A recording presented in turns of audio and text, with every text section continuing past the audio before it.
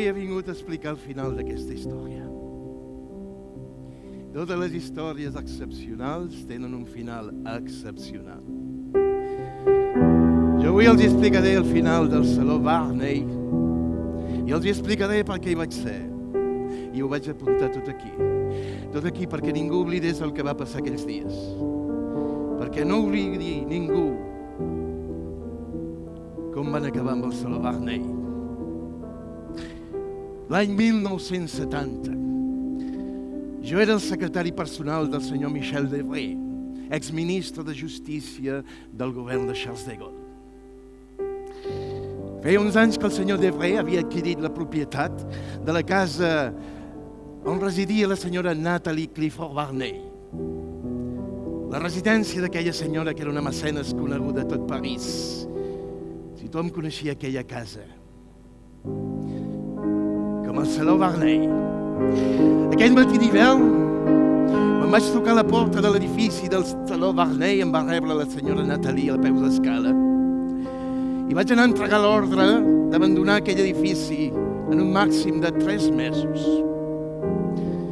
Ella em va mirar per primera vegada. Mai ens havíem mirat cara a cara, però en aquell moment jo, Martin Lafourgé, vaig entendre el magnetisme que aquella dona exercia a tot París. Era especial. Quan ens vam trobar cara a cara per primera vegada, jo em vaig armar de valor i li vaig entregar la notificació que devia abandonar aquella casa per ordre del senyor Debré no més tard de 3 mesos. Sento notificar-li la mala notícia. No puc continuar vivint en aquesta casa. Ella es va quedar en silenci. Jo vaig pensar que acceptava l'ordre sense queixar-se i amb resignació. Però de cop i volta, aquella dona petita de 90 anys va treure una força sobrenatural i em va dir: senyor Martin de Lafourgé, des del 1909 que jo visc en aquesta casa, l'hagués pogut comprar 4 vegades, però mai he volgut tenir res en propietat. Això és casa meva, senyor Martin.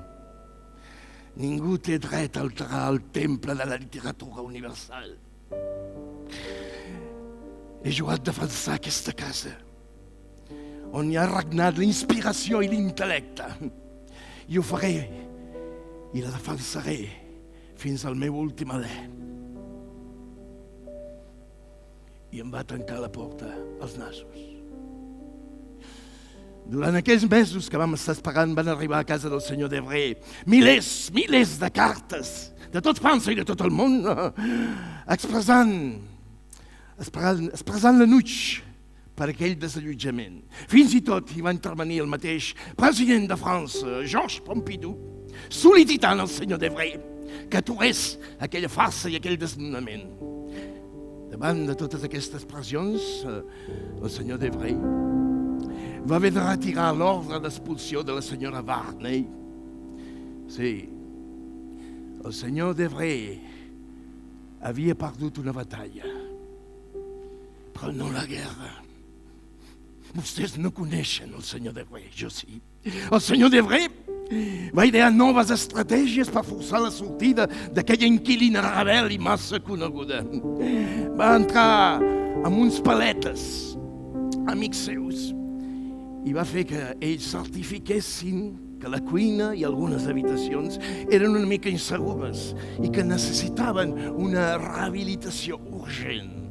No era veritat. Em va tocar un altre cop notificar a la senyora Varney la urgència d'aquestes obres estructurals i dir-li que havia de marxar. Però ella va decidir quedar-se. Ella va decidir quedar-se sense cuina, sense habitacions, envoltada de pols, de runa, d'operaris. I ella va quedar-se ja estoicament, aguantant en aquella casa. Aquella casa era la seva vida. Oh, Déu meu, mon Dieu! Però tot té un límit i la vam aconsellar que havia de sortir. Vam agafar una petita habitació al costat de la Saló Varney, a l'Hotel Maurice. Jo l'anava a visitar de tant en tant a ella. Puc dir que finalment ella em va agafar certa pressa i fins i tot em va perdonar de ser el portador d'aquelles males notícies. Ens vam fer amics. Recordo que cada vegada que marxava em deia: senyor Martin de l'Esforger, li he de dir una cosa. La meva vida s'acaba, senyor Martin.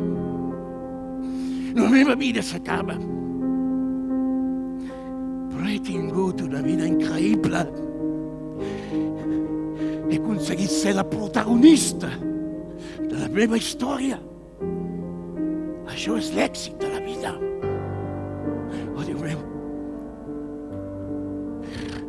El 20 de gener de l'any 1972, Le Figaro va publicar a tota pàgina una sol·licitud per aturar aquell desnonament. No podíem abandonar la casa de la Rue Jacob. Aquell edifici havia de continuar. El temple de l'amistat no el podien destruir. Tot París hi estava a favor. Es van recollir més de 300.000 firmes de personalitats importants. Fins i tot el ministre de Cultura d'aquell moment va dir: el temple de l'amistat representa una de les més curiositats exclusives del districte 8è de París. I és un dels darrers testimonis supervivents de l'arquitectura del segle XVIII. I a més, aquest misteriós edifici s'ha fet famós a tot el món i ha contribuït a fer caminar les grans corrents de la literatura francesa i, en definitiva, de tot el món. L'1 de febrer de l'any 1972, la senyora Varney a l'hotel va sentir un petit dolor al pit. A mitjanit el dolor es va anar a fer més gran. A la matinada va entrar en coma. Va morir el 2 de febrer de l'any 72 amb 95 anys. Però el que és pitjor del pitjor, va morir fora de casa seva. Abans de morir recordo que em va dir un dia: senyor Martin, vull que es faci càrrec del meu epitafi. Què vol que posem, senyora Varney? Li vaig dir jo. Escrigui sobre el marbre: soc aquell ésser llegendari que tornarà sempre per reviure amb vosaltres, com aquesta nit. La vàrem enterrar el 4 de febrer al cementiri de Passy, molt a prop de la tomba de la seva amiga René Vivian. Entre la roba i el seu pit hi van posar un retrat de la seva estimada Romaine. Va ser el darrer divendres d'aquella amazona. Ara ja totes les amazones volaven soles. Volaven definitivament totes juntes, per fi, damunt d'aquell cel que aquell dia gris es va aixecar sobre París.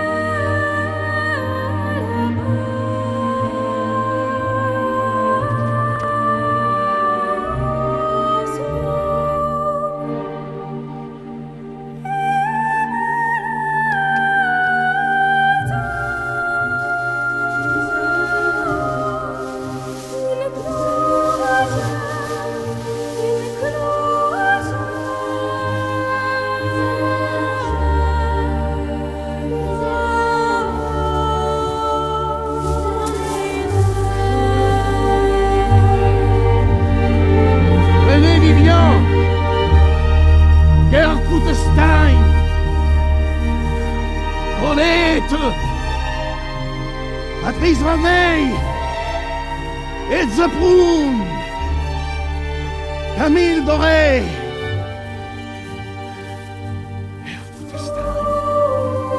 René Vivian,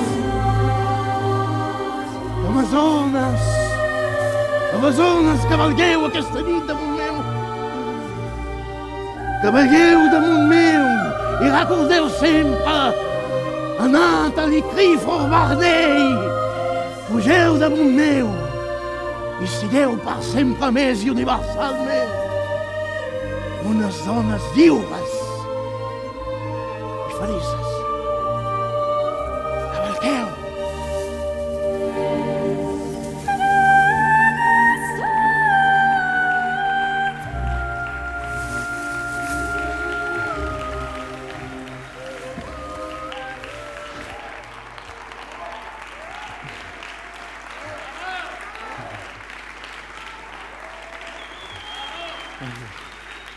Gracias.